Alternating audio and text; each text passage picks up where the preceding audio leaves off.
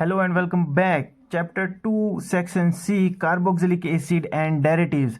Derivatives जो होते हैं क्लोजली रिलेटेड क्लासेस होती है। कार्बोक्सिलिक एसिड में आपको पता है, हमने पीछे भी रिएक्शन पढ़े थे, जो OH ग्रुप होता है उसकी रिप्लेसमेंट कर दी जाती है, और जब इसकी रिप्लेसमेंट होती है तो हमारे को कुछ डेरिवेटिव्स यहाँ पे देखने को मिलते हैं।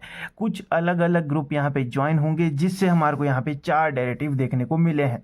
सबसे पहला है, जब Cl ज्वाइन करेगा तो एसिड क्लोराइड बनेगा।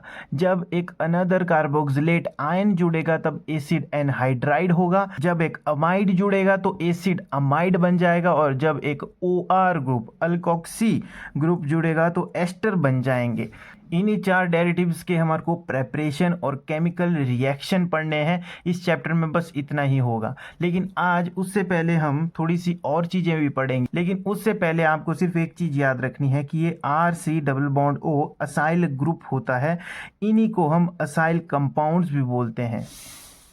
कार्बोक्सिलिक एसिड में ये जो रिमेनिंग पार्ट बचता है OH ग्रुप तो रिप्लेस हो जाएगा, लेकिन इसके अलावा ये जो बचता है इसको हम बोलेंगे असाइल ग्रुप। तो याद रखना, असाइल ग्रुप OH जब रिप्लेस होता है तब 4 डेरिवेटिव बनते हैं। डेरिवेटिव कैसे बनेंगे, यहाँ पे Cl जब रिप्लेस करेगा OH की जगह तो एसिड क्लोराइड, कार्बोक्सिलेट आयन की जगह एनहाइड्राइड, अमाइड की जगह अमाइड, और अल्कोक्सी की जगह एस्टर बन जाएंगे। RCOOR ester. 2.2 structure of acid derivatives. अगर हम कार्बोक्सिलिक एसिड के डेरिवेटिव को यहाँ पे Y लिखते हैं, जिसकी जगह और भी हो सकता है, तो हम बोल सकते हैं कि जो कार्बोनिल कार्बन होगा वो sp2 हाइब्रिडाइज्ड फॉर्म में है।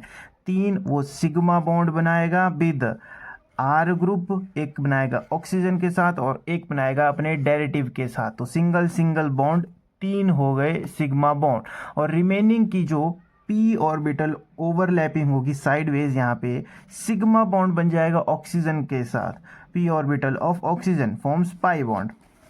लेकिन क्या होता है, the group Y have lone pair. आपको पता है ऊपर हमने डेरिवेटिव्स देखे तो क्लोरीन के पास यहाँ पे लोन पेयर प्रेजेंट होगा, NH2 के पास यहाँ पे लोन पेयर होगा, ऑक्सीजन जब आएगी OR में तो उसके पास भी लोन पेयर होगा, एनहाइड्राइड में जो ऑक्सीजन होती है उसके पास भी लोन पेयर प्रेजेंट होते हैं। तो इन सब के पास लोन पेयर प्रेजेंट होता है इनके p ऑर्बिटल में, that may also undergo overlapping with p orbital of carbonyl carbon।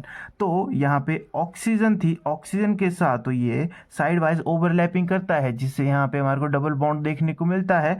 लेकिन यहाँ पे जो Y ग्रुप है उसके p ऑर्बिटल में हमारे को लोन पेयर देखने को मिलते हैं, जिसके चलते साइड वाइज ओवरलैपिंग किसके साथ हो जाती है, कार्बन के साथ हो जाती है। प्रोवाइड करता है एडिशनल बॉन्डिंग। इसमें एक रेजोनेंस का कॉन्सेप्ट भी आता है, जिसमें हम देख सकते हैं कि जो ऑक्सीजन है वो अपने ऊपर नेगेटिव चार्ज ले लेता है, यानी कि यहाँ का ये जो बॉन्ड है ये अपने ऊपर ले लेगा, जिसके चलते इसके पास एक्स्ट्रा लोन पेयर को अटेन करने की स्ट्रेंथ भी होती है। लेकिन साथ ही में जो Y ग्रुप है उसके पास भी यहाँ पे लोन पेयर होते हैं, जिसके चलते वो भी यहाँ पे डबल बॉन्ड की फॉर्मेशन कर सकता है। अब डेरिवेटिव्स को पढ़ने से पहले हमारे को पता होना चाहिए कि डेरिवेटिव क्यों होते हैं और ये कैसे बनते हैं। तो यहीं पे हम पढ़ेंगे nucleophilic acyl substitution. Acyl group ये वाला, इसकी क्या होगी, न्यूक्लियोफिलिक सब्स्टिट्यूशन होगी। तो all acid derivatives participate in nucleophilic substitution reaction. Nucleophile आएगा, किसी ग्रुप को सब्स्टिट्यूट करेगा, उसी को हम न्यूक्लियोफिलिक सब्स्टिट्यूशन रिएक्शन बोलते हैं। इन विच जो Y ग्रुप होगा वो रिप्लेस होगा न्यूक्लियोफाइल से, incoming nucleophile. Y replace with incoming nucleophile.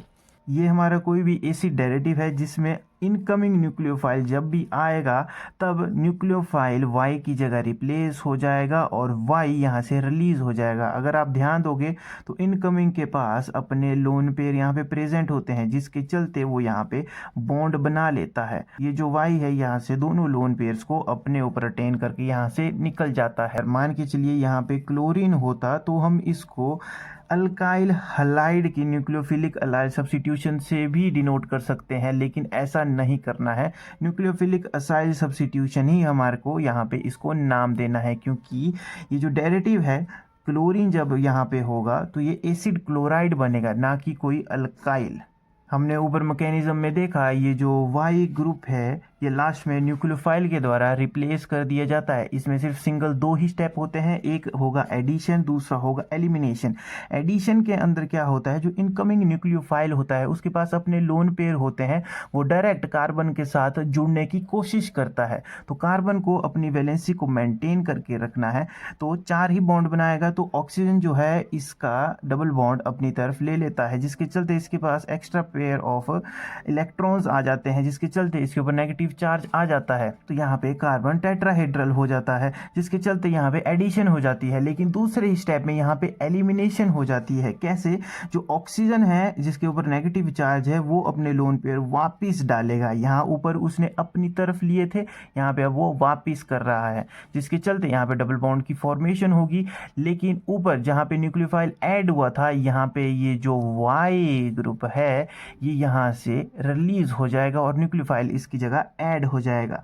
यानी कि कार्बन ने भी अपने 4 बॉन्ड कंप्लीट कर लिए, ऑक्सीजन ने भी अपने 2 बॉन्ड कंप्लीट कर लिए, लेकिन यहाँ से वाई को रिप्लेस कर दिया गया और टेट्राहेड्रल इंटरमीडिएट हम इसको बोल सकते हैं। अगर इसी स्टेप को हम स्टेप वाइज देखें तो जो एल्डिहाइड होता है और जो कीटोन होते हैं also have similar addition with acyl carbon. Acyl कौन सा हो गया, जो कि कार्बन यहाँ पे आर ग्रुप के साथ है, जिसके ऊपर डबल बॉन्ड ओ लगा हुआ है, वही असाइल कार्बन।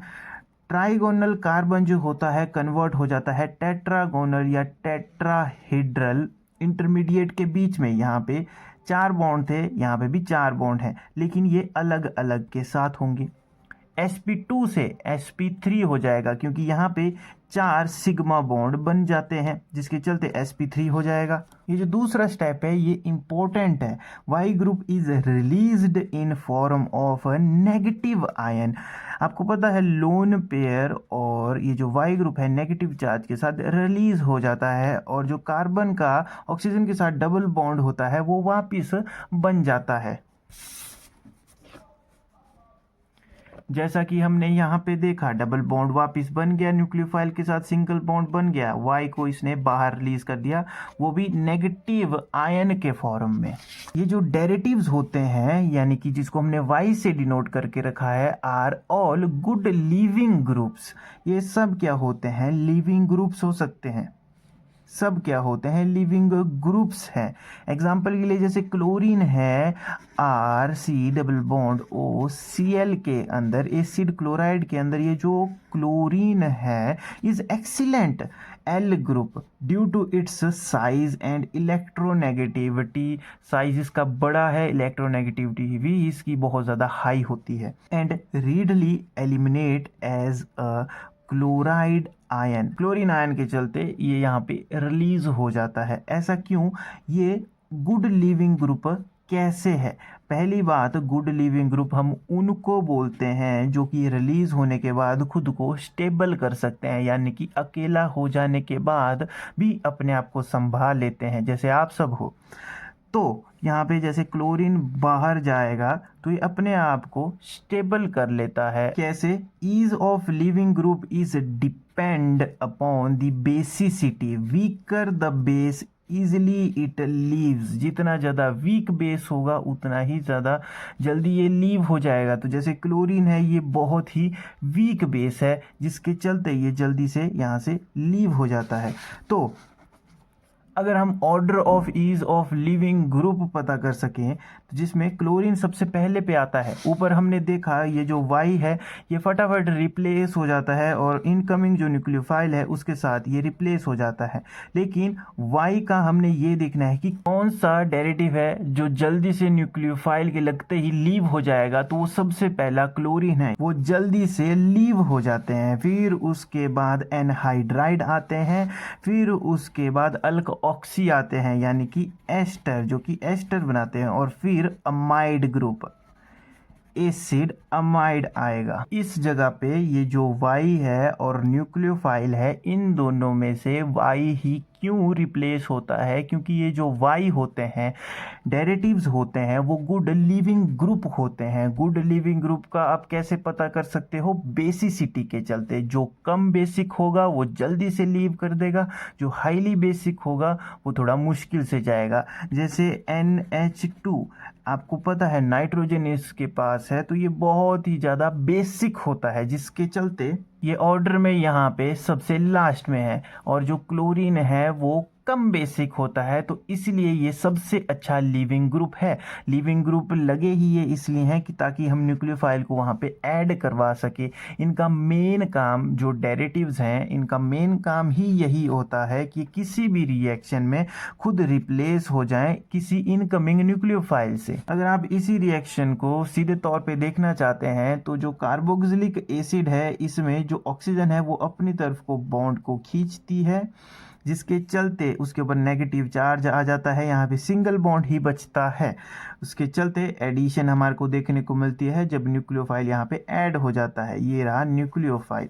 तो एलिमिनेशन के टाइम क्या होगा, Y यहाँ से बाहर आ जाएगा। आयोनिक इंटरमीडिएट हमारे को देखने को मिलता है, जिसके अंदर हमारे को नेगेटिव चार्ज देखने को मिलता है, जिसी के चलते इसको अनायनिक बोला गया है। तो मैंने आपको जैसे बताया, तो आपको क्लियर हो जाना चाहिए कि जो डेरिवेटिव्स होते हैं सब ही गुड लिविंग ग्रुप होते हैं। क्लोरीन उनमें एक्सीलेंट लिविंग ग्रुप होता है, क्योंकि ये कम बेसिक होता है, इसका साइज भी बड़ा होता है, इलेक्ट्रोनेगेटिविटी भी हाई होती है, इसी के चलते ये लीव कर जाता है। और जो दूसरे हैं वो भी सब लीव कर जाते हैं, लेकिन जो अमाइड है ज़्यादा बेसिक होता है, इसके चलते ये उतना ज़्यादा अच्छा लिविंग ग्रुप नहीं है। इसीलिए न्यूक्लियोफाइल के जुड़ते ही ये Y यानी कि एसिड डेरिवेटिव्स रिलीज हो जाते हैं। नेक्स्ट वीडियो में हम स्टेबिलिटी और रिएक्टिविटी देखेंगे इन डेरिवेटिव्स के बीच में। तब तक के लिए you are watching Rajat Sharma. Bye bye.